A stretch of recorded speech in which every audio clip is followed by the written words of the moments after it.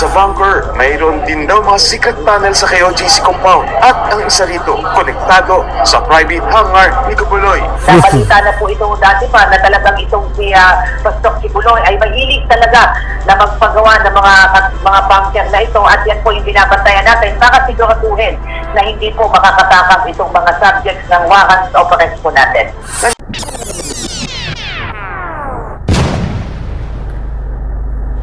Alright, welcome back to my YouTube channel. I'm Andy's Vlog.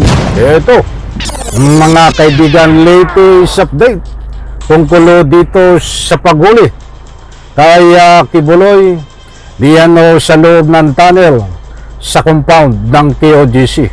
Naku po, napakarami yung may init ang nakaganapan ang nangyayari ho dito sa matinding pagtugis kaya Kibuloy sa ilalim mo ng tunnel.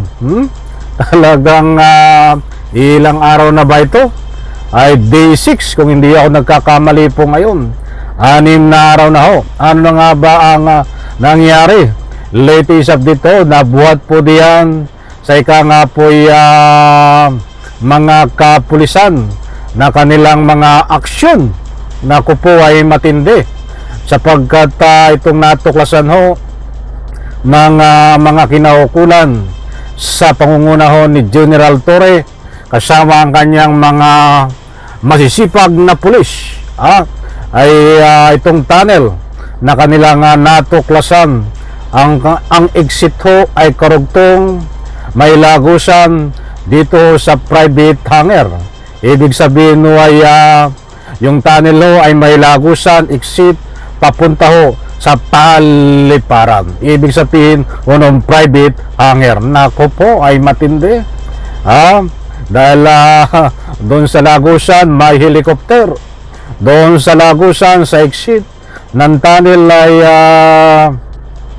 may nandun ang mga aeroplano na pwede yung ika nga po magbigay daan kay Kibuloy para ho makatakas. Magbeno mga kaibigan ay ayon nga dito sa tagapagsalita ng PNP, shoutout Colonel Pardo, ay ginagawa nila ang anumang ika nga po matindi na pagtugis para ho hindi makatakas itong si Kibuloy.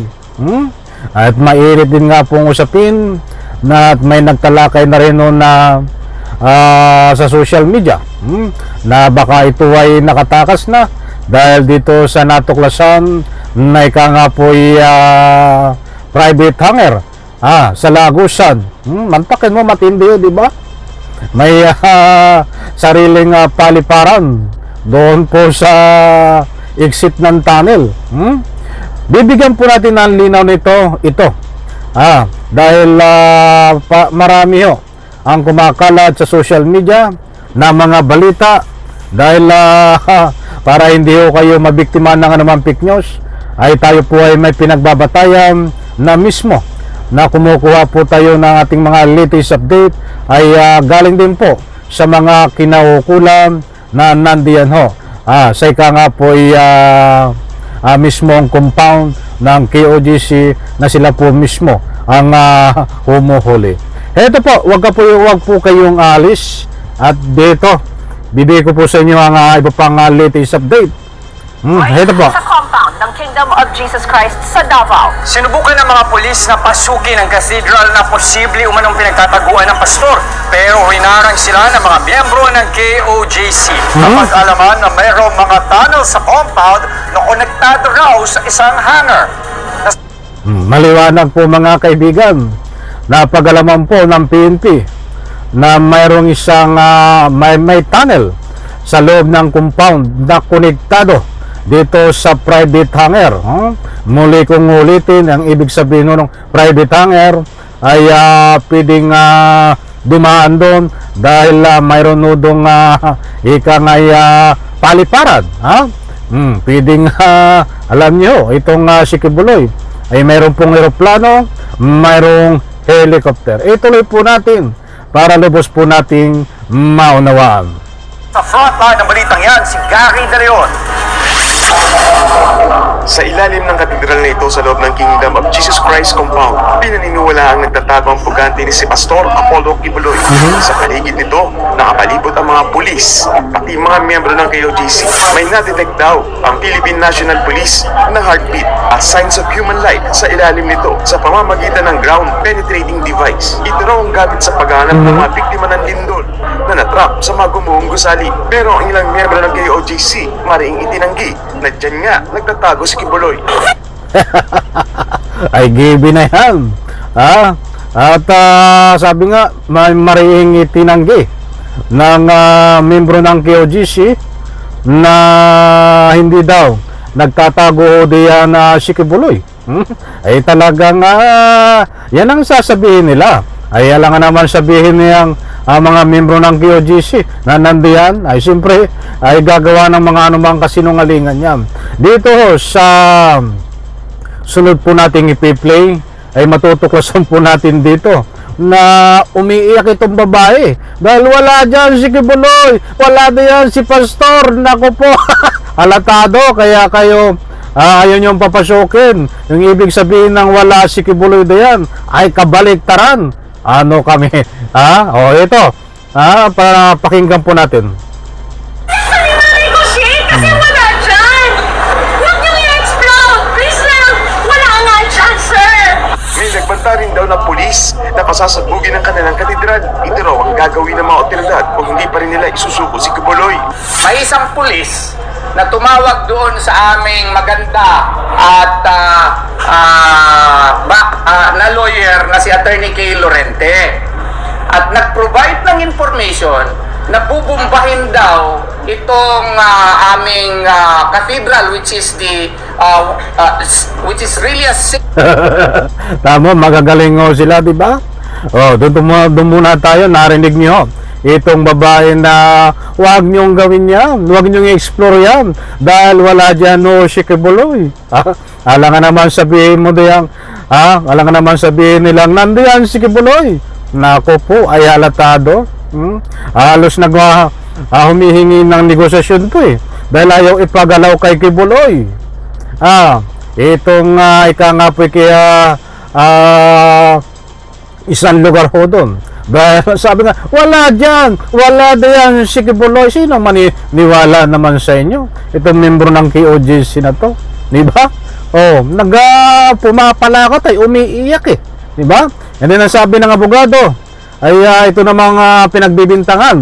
Panibagong issue na naman to. Talagang pinaninindigan itong mga abogado na to. Ni Attorney Torion na bubumbahin. Gumagawa ho sila ng ikakasama ng pulis kahit hindi naman bubumbahin at nang sa ganun isang strategy, taktika ho nila ito para sabihin pag nag-file sila ng petisyon na hindi na po makatao ang ginagawa. Yun ay ikakatuwiran ho nila na mga dahilan ba't hindi ho makakalusot yan dahil wala naman pong ginagawang mga illegal na aksyon. Hindi naman bubumbahin sila lang po self-inflict, sarili po nilang ika nga po'y kagagawan nila yan. Ito pa, secret place for KOJC member. Sagot naman ng Davao Police, hindi ito totoo. Isa na namang kasinungalingan ang pinapalabas ng KOJC na bobobohin namin ang kanilang compound. Kagaya ng kasinungalingan na sinasabi nila na pinutulan na namin sila ng tubig at kuryente.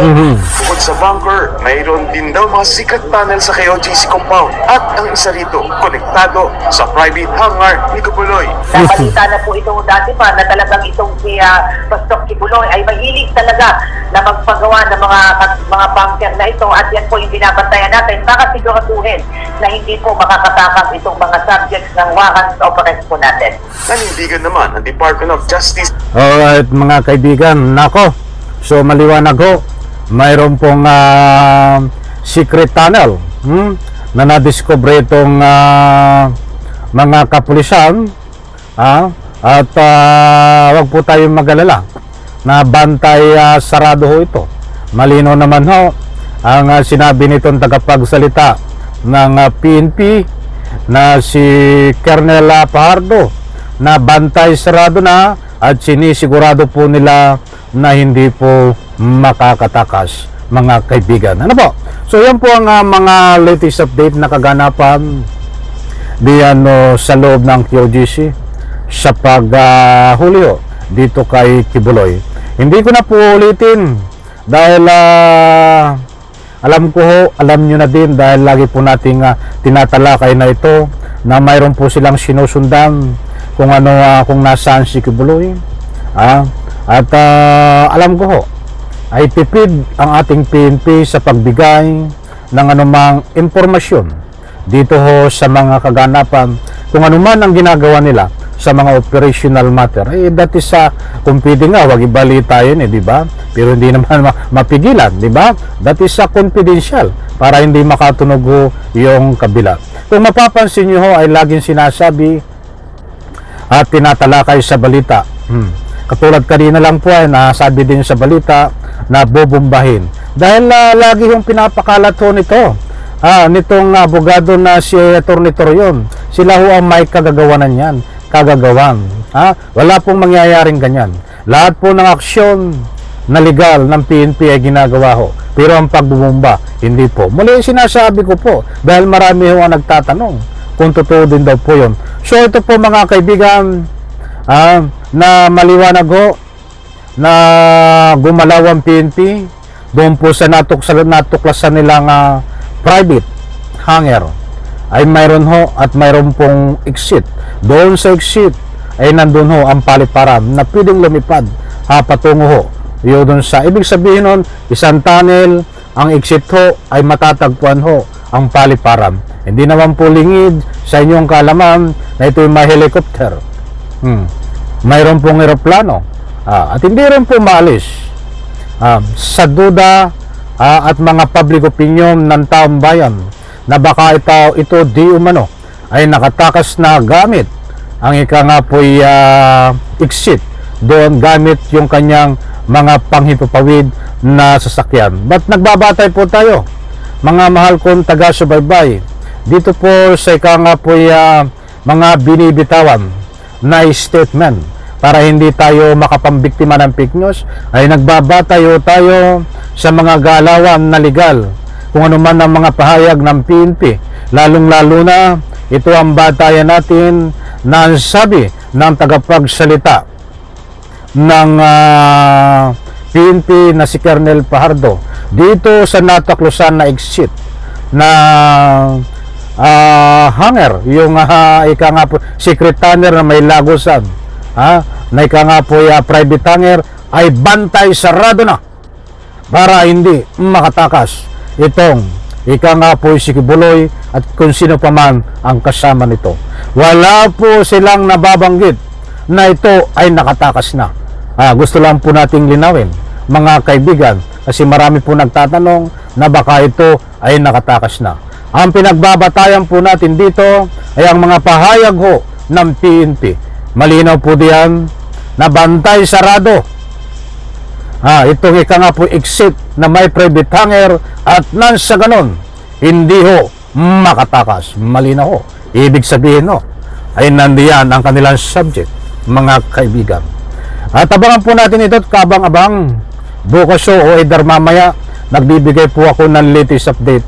Dahil ito po ay lumalakad po ang oras, ay hindi po natin alam kung ano possible na talagang makukuha nila itong si Kibuloy anytime dahil hindi po sila tumitigil dito ho sa paghuli, pagtugis kay Kibuloy.